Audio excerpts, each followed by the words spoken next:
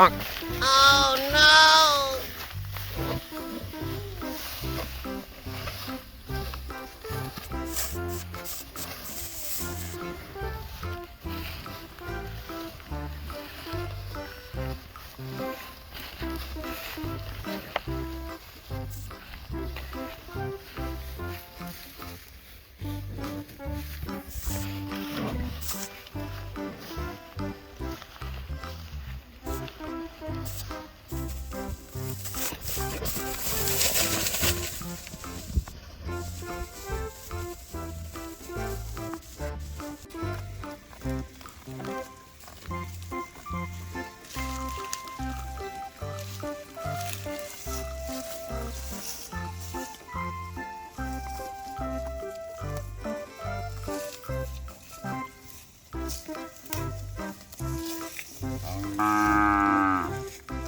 Baby, baby, baby, baby, baby,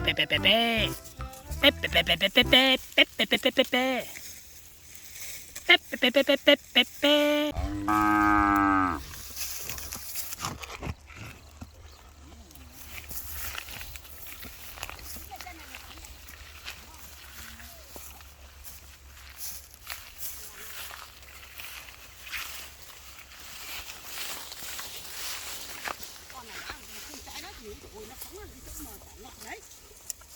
Tại vì nó quen một lần săn đấy rồi. Hả?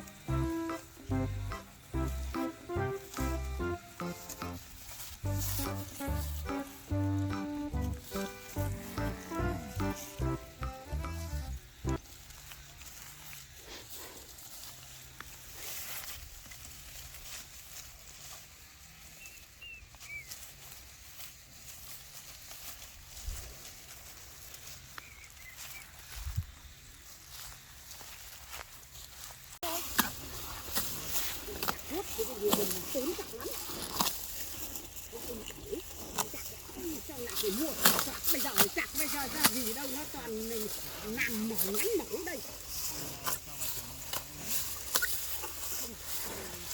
Đấy thì bác không nên cho nó.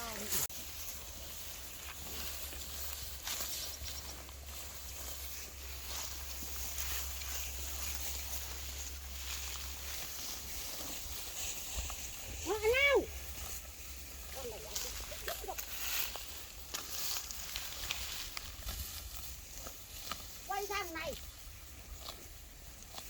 không phải cho mày đi nữa. Có nó ở, nó ôi nó luôn. Thằng này âm này nó bỏ, nó là chạy ra cái núi kia mà. Nó bỏ mình cái sâu lên xuống đấy. Nào!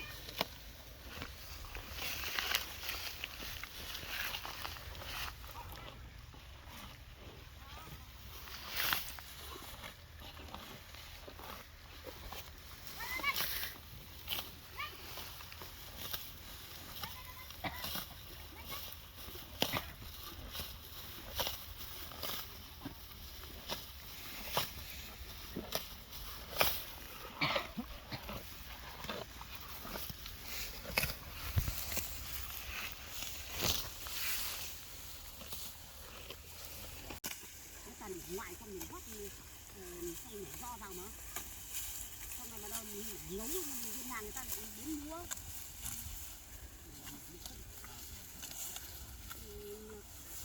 Cô bán 120 một xe.